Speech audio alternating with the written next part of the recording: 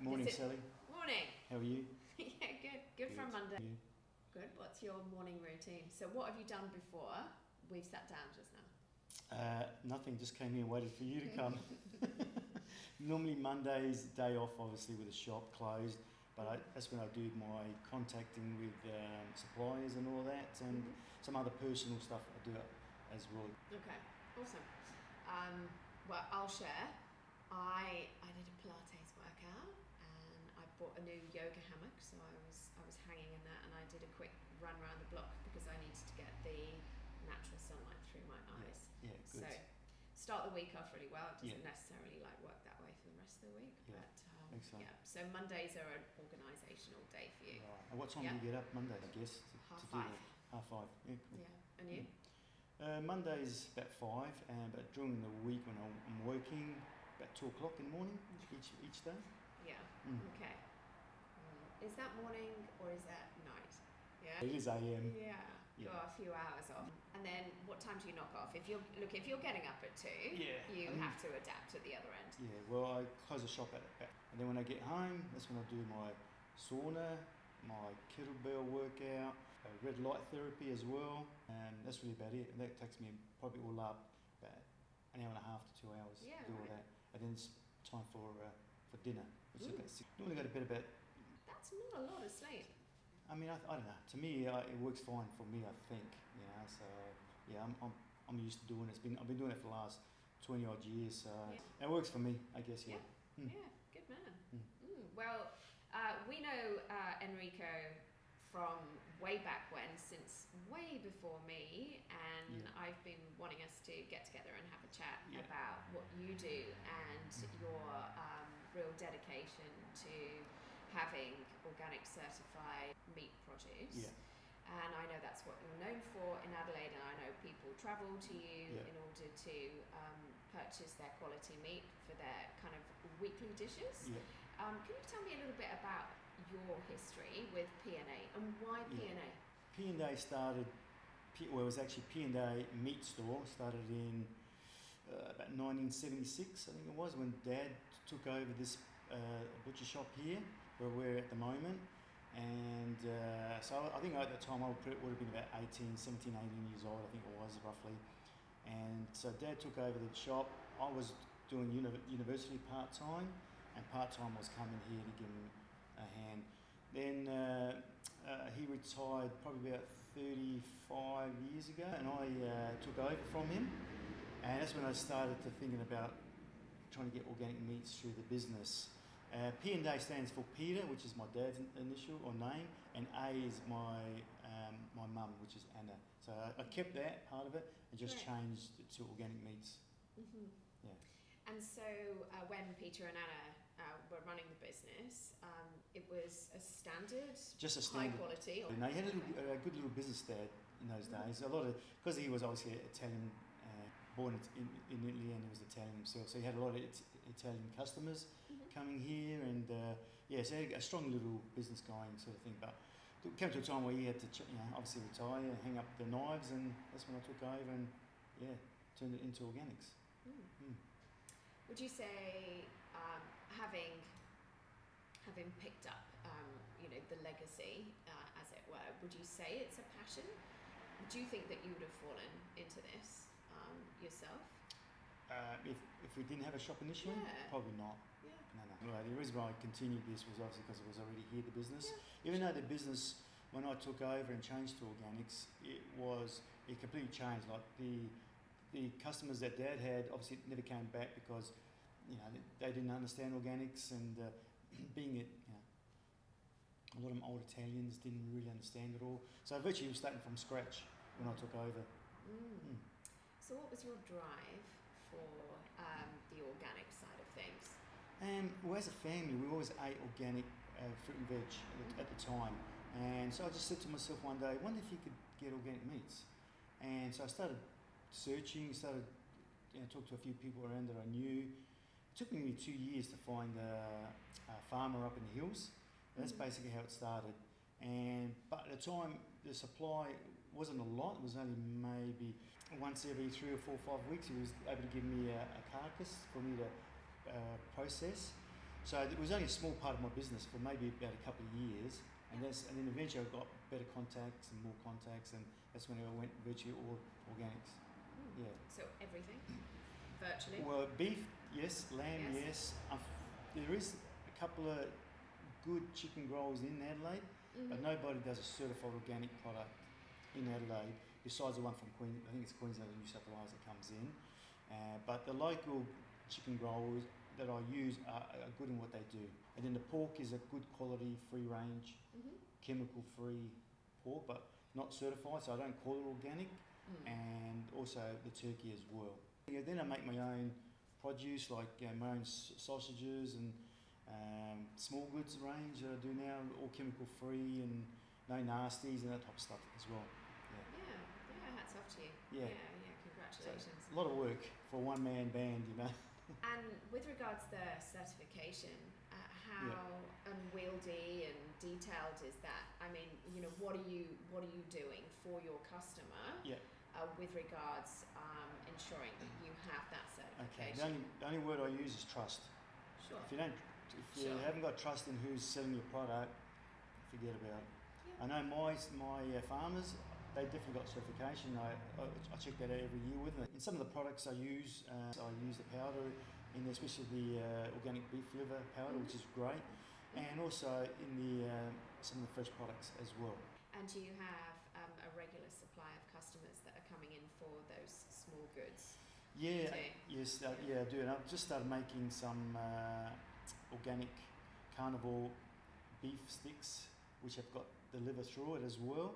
Right. So I just started making that, and that went really well. So I have to pull my finger out and try to make another batch. So what I'm having troubles with sometimes is just the time to make certain products at this stage. Yeah. But everything I do make, everyone loves. Yeah. So and some part of me thinks, you know, if you don't have it every week, people sort of look forward to it when you do. Sure. And sometimes if you've got it every week, it gets to a point where maybe some people sort of go, not that again, sort of thing. So I don't know. I don't do it on purpose. Try not to make it every week, but it's just the way it is. Because also getting stock to make the stuff sometimes is a little bit demanding and hard to get. But when I do, I will. You know. But that's a line that I want to do this year a little bit more. Is making the small goods, quick and easy sort of things for people to eat, and using the beef liver powder when I can. Yeah, great. I guess they're more kind of luxury items on the, you know, like the weekly shopping list. You've got your basics, and you know you have your customer base for that, like week on week. But, you know, these are extra kind of things on top. Yeah. You know, we'll do this week, and then and also especially mums are looking for like a nice, a good, healthy, easy product. So the frites that I make. You know, the healthy frites that I make, and the mums love it. You know, chemical-free ham as well. I'm just starting to make that this year as well. And then obviously with the carnivore sticks as well. So so this year I'm trying to ramp them up a bit more if I can. And what do you do for kind of how do you promote your business? I know obviously there's a lot of word of mouth. I mean, we spoke about farmers markets as kind of just an option for people to know more about you. Because you can't be on everybody's map.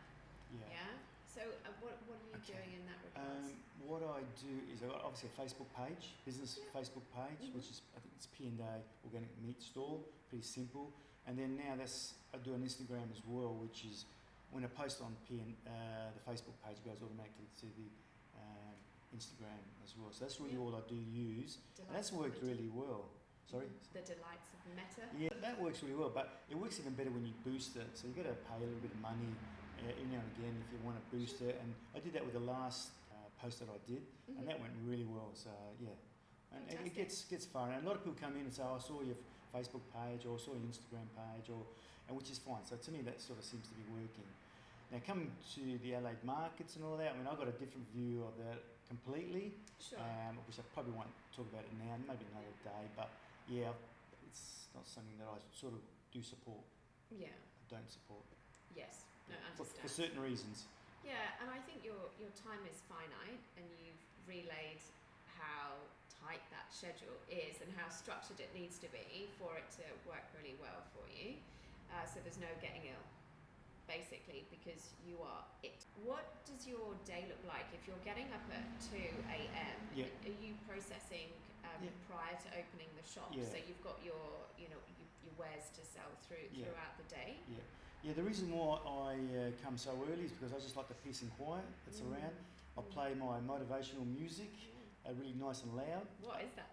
I just podcasts and of certain sayings, like it's mainly people just talking generally, and it keeps changing every sort of couple of minutes. It changes to somebody else talking, so I like listening to that. So it gets me up and going sort of thing. Great. So I prepare the shop, get everything ready. So by the time I open the store, so the rest of the day, to be honest with you, I don't do too much, but I'm able to spend a lot of time with my customers and chatting. So when people come in and there's no one really waiting, we could talk about certain, a lot of different things, health, fitness, what I do, as you asked me before, what I do for my regime for health and all that, life longevity and all that type of stuff. So so it gives me a lot of time to talk to customers.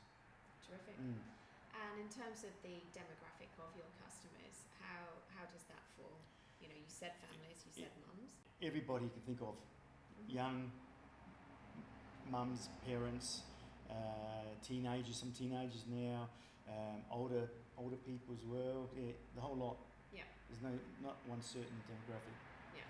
Generally, probably saying that generally mums, usually with little ones, are the sort of main ones, but mostly it's everybody. I would like you to just tell me a little bit more about how you came to study homeopathy, because that was a real interesting kind of shift. How long had you been thinking about it, and what does it mean to you? It was only a spur of the moment thing last year, because I'm quite into health, and I watch a lot of podcasts about how to look after yourself, longevity, life longevity, all that type of stuff. So health has always been back in my mind for a long, long time. And also the age I'm at, I'm 64 at the moment, so I'm thinking, okay, I can't do it. Incredibly well. Thank you. Yeah. I work at it as well. And that's one thing that I do enjoy talking about, is obviously people see my age and how well I look after myself. So that's a big thing that, especially with men customers or clients, customers we call them, is that we talk a lot about that, to give them a few ideas. Because a lot of them are sort of like, in their 30s or 40s thinking that, life's great, but you got to look at the long term of, your life and how to look after yourself. Because, when you get 60, 65, 70, things start to fall away pretty dramatically. So interested in health and that, and I just thought, homeopathy was always interesting, because at home I do have a frequency machines that I use sometimes for myself, just for maintenance, and that's sort of part of homeopathy as well. And I thought, well, if one day I have to think about what I'm going to do with this place, I can't stay forever. What would be my next stage? So I thought, homeopathy would be great. So, and that's how I started, studying that. It's been only about a year now I've been doing it, and it's been really interesting, really, really good, really enjoying it. What's the biggest thing that you've learned so far? That the medical system is a lot of crap, basically, and lying through their teeth about a lot of stuff, which I think most people know anyway. But you sort of learn, in the textbooks that you read, it's basically black and white that they're lying to you. Yeah, and all this stuff can be really simple. As well. Yeah. What things are you hypersensitive to with your machine? Virtually nothing. It's just really maintenance. I don't do it very often, like I initially did when I first bought the machine, but maybe once a month I'll just sit on it and connect it to me and just let it do its thing for about half an hour, and really that's about it. Yeah. Right. And I do go see a homeopath at the moment, and again it's just for maintenance, and she keeps everything in check, and it's been great. Yeah, must revisit it, when you're ready, when you're taking people on. Yeah. I lit up like a Christmas tree, yeah? Yeah. No, I think I've got a waiting list of potential customers or clients. It'll be interesting. So, I guess looking to the future then, you've got that longer term plan of how things are going to go down. It'd be great if someone could pick up the gauntlet and take on from here as well. Well, that's hopefully part of the plan, is that one day somebody will take over, you know, I'm happy to stay here with that person and you know, transition them slowly into it, Sure. and then and continue the name, you know, P&A. Hopefully, that's the goal.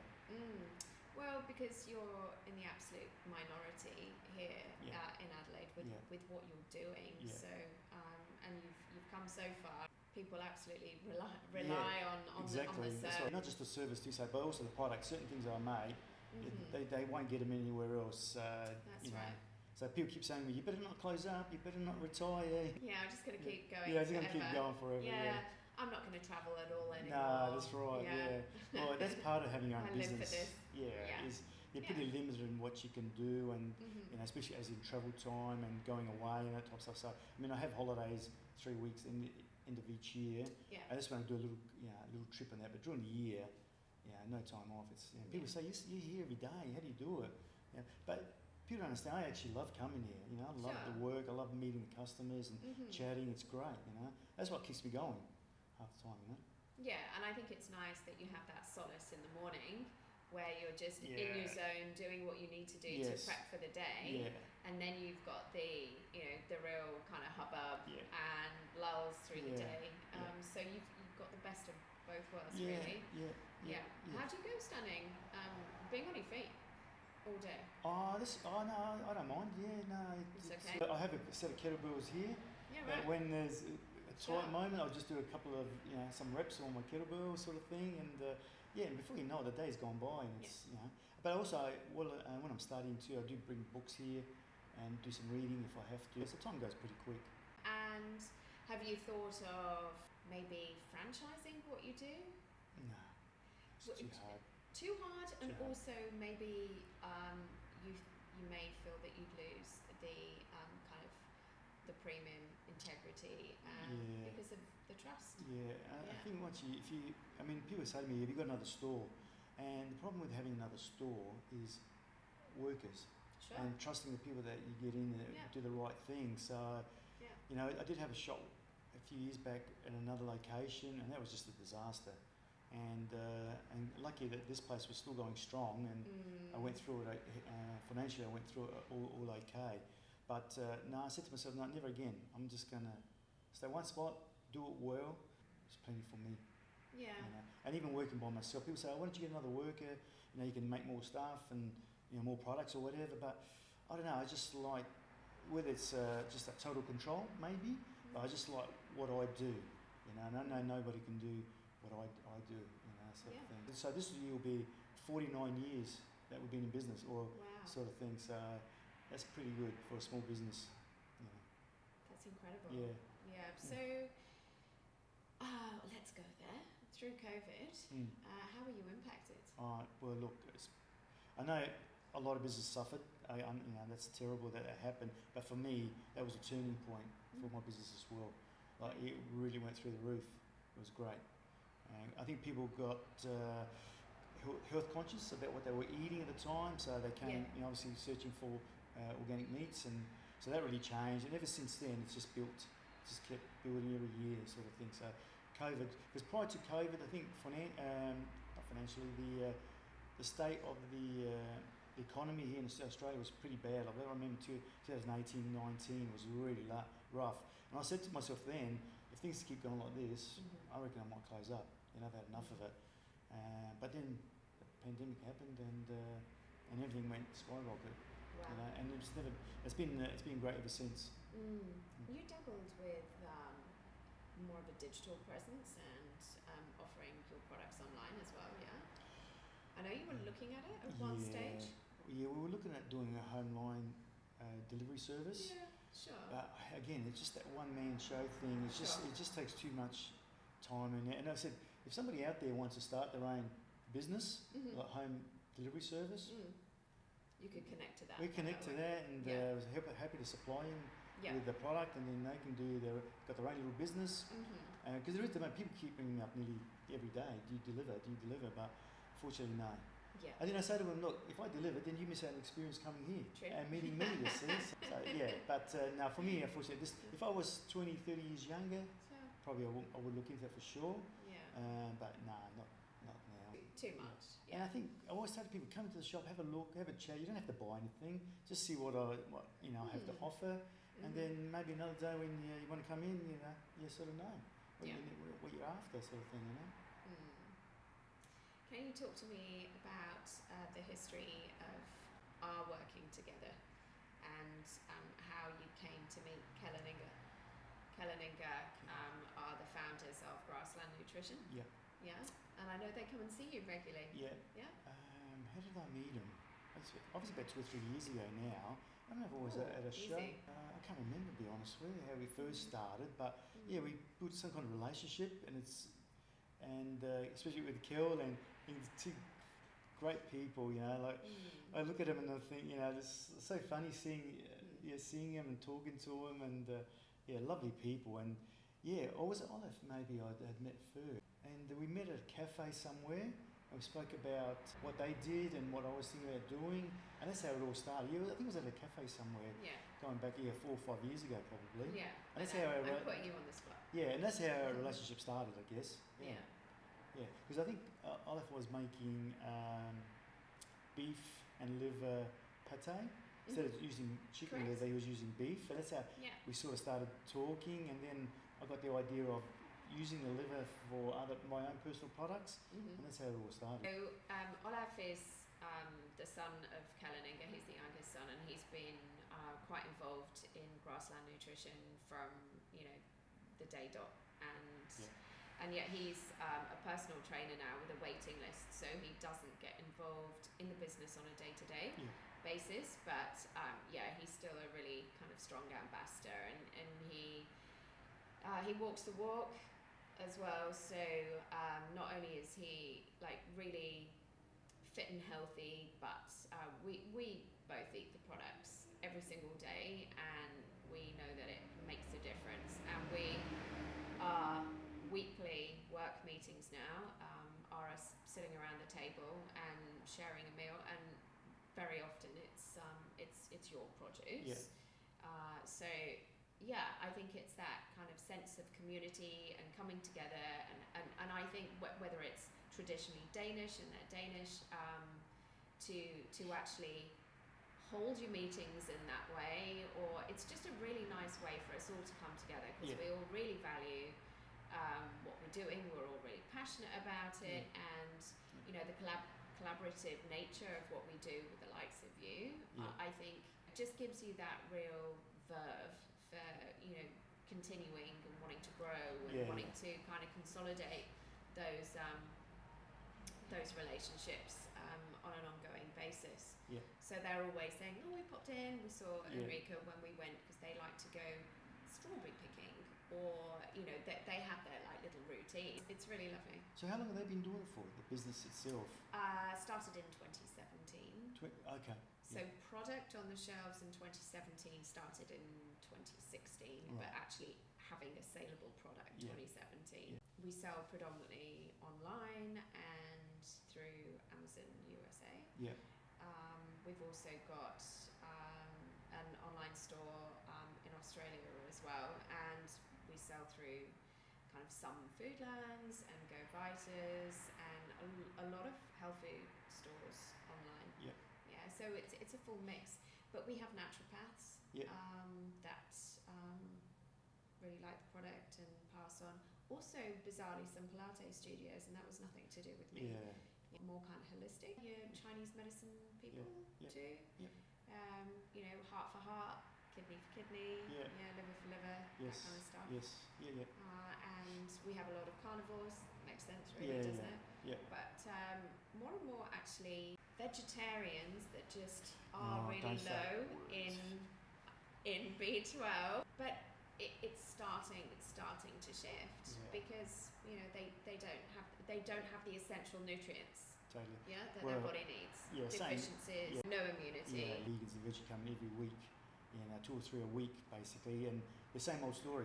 I went to the doctors, they did tests or whatever, and I'm not healthy.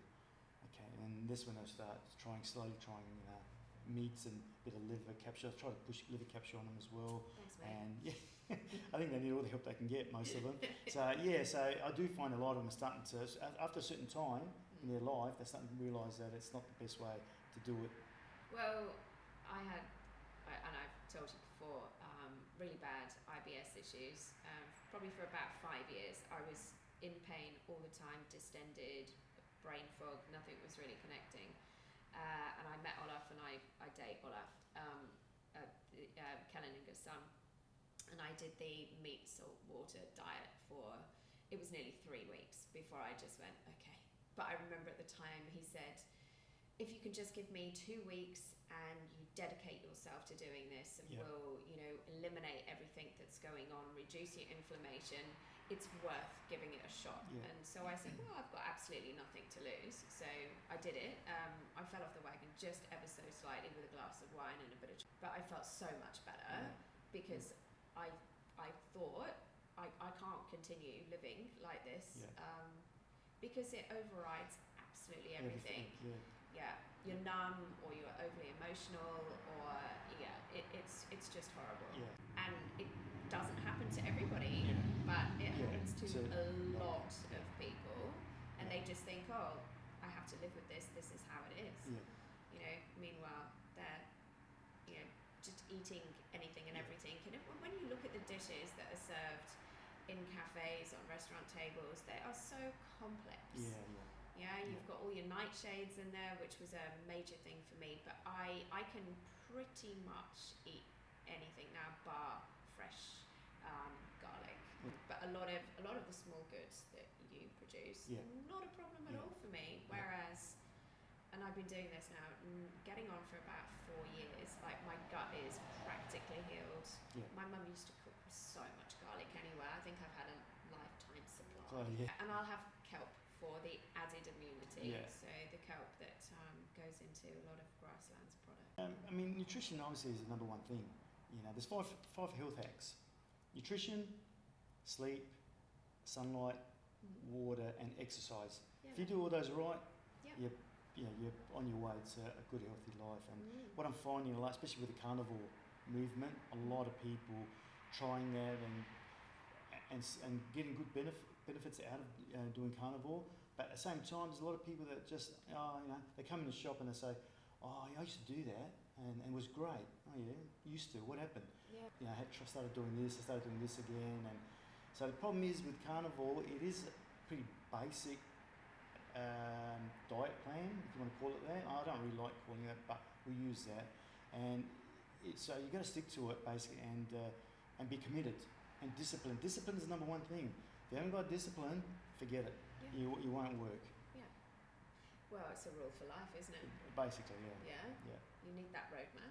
And sure, you can deviate. You can, bit of spontaneity every once in a while. But if it's going to pull you away that's what from that one your time, regimen, I think that one time you do it, sure, is going to be a habit that you're going to slowly get back to do it. Oh look, okay, I did it only once, and then a few weeks time you do it again, and then you do it again. And for me, I've been pure, no carb, 100% carnivore for the last 10 weeks now. I mean, prior to that, I was carnivore anyway, but just having a bit of carbs a day.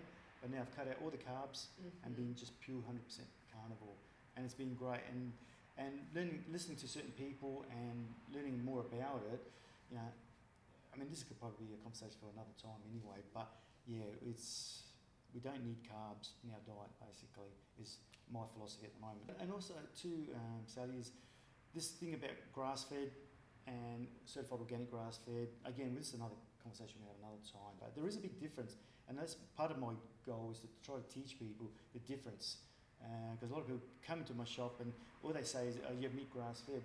Said it's certified organic grass-fed, which is completely different from a grass-fed product.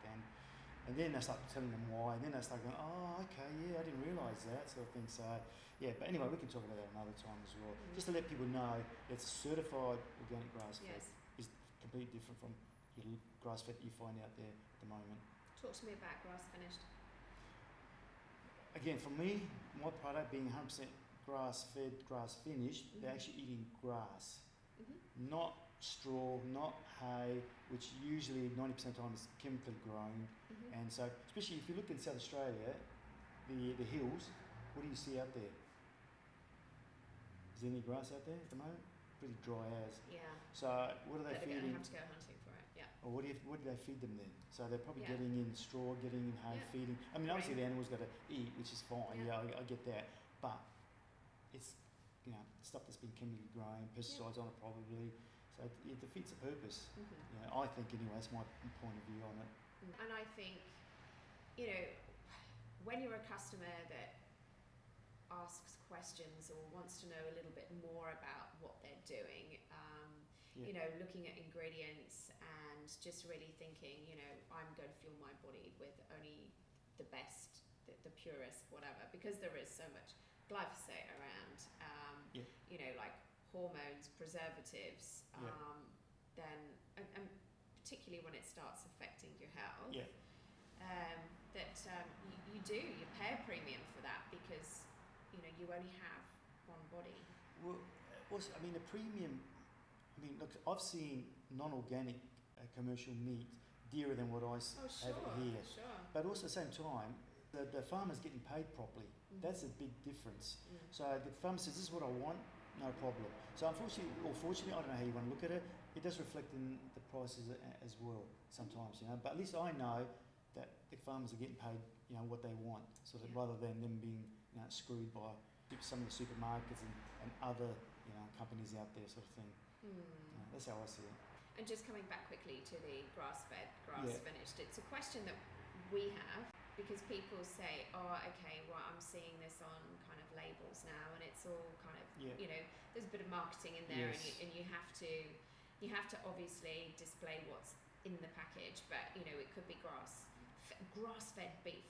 So you're reaching for that, but has it been finished? Has the beast finished its life on grass, or has it been eating, like you say, straw and hay, or grain, or grain to fatten it up? Yeah. And that's, it's not advertised on that product, and so you just assume it's alluding to the fact that there's no grain in here, but you have to look that bit deeper. Yeah. Well, I always try to do my research about grass-fed stuff and grass-finished meats and all that, and I've come up and I've spoken to a few farmers and also I've seen some stuff on Google and that type of stuff about other companies and how they do things, and the grass can even be a man-made grass, besides the straw and the hay, and it's man-made grass. I've seen it looks really, really bright green and it's quite weird looking.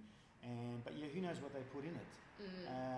There's talks of that, even though it's grass-fed, they still add hormones or growth hormones to it. Now, I'm not saying it's 100%, what I'm saying, but the evidence I've seen, that could be been doing as well. So it's really such a grey area, and to me, that's why I say to people, the only way you know 100% is being a certified organic grass-fed, and I can prove that, not a problem. Yeah. If anyone ever questions that. Talk to me about your values. That is as in... Well, how you live your life. How you, what's important to you in life? For you, integrating or, living in the world, whether it's family or, that kind of stuff. Yeah. Well, I think as a person, especially, I think this goes back to COVID. When COVID happened, obviously, as growing up, we were taught right and wrong and all that type of stuff, and we had a pretty strict upbringing, but it was fine. In those days, it worked well, and so that's how I sort of always run my life anyway. I always try to, not always try, but am 100% honest in everything I do, and how I meet people, and just an honest person, I guess, and try to do right, and also help out as much as I can. So when COVID came along, I had quite a strong stance against what was happening, and so I used to get a lot of people coming into the shop, strangers, they didn't know them, but they heard about me, that my stance on it, and I was quite strong about it. Just sitting down, having a chat, some just crying in the chair, and just wanted some sort of support, and so that really changed my life a bit. And then everything I do, like even through the shop, I'll give away stuff all the time to people. Like even if here you go, take some of that, try it. He said, you sure? I said, yeah, no worries, just take it, try it. If I don't see you again, don't worry me, I said, whatever you want to do with it sort of thing. So, yeah, I just try to give back as much as I can. And even with my family, I try to teach them right and wrong. In the society crazy society that we live at the moment. Teaching them to be more curious and to question things Yeah. that don't seem right. Yeah. And my kids are in their early 20s, and when COVID was happening, I was sort of putting in their heads about, don't do this, make sure you don't, do that or whatever, and with the medicine that they were giving at the time, and so I was always every night talking about it, and they were certainly getting sick of it. Dad, not this again, but at the same time, it sort of sunk into their heads, and and they're sort of grateful now at what I was telling them, that they didn't go down that path. I'm sure. Like it's I always I don't know, I just try to live a good honest life and try to help as much as I can. It might sound a bit cliche, but that is me. No, it doesn't. You're operating from your heart and from your sense of sensibility. And people can see that. Great. Yeah, people can see that reflected through my business as well. When I talk to them and all that, they can see that's coming out of from the heart, basically. That's awesome. Thank you. Is there anything else that you'd like to share? I think we could talk for hours sometimes, Sally. And so there's a certain subject. So what we spoke about today was great. It was appreciate you coming here and talking about my business, and also about how your business is integrated into my business, sort of thing. So I think that's been fantastic, and we'll see what we can do in the future together.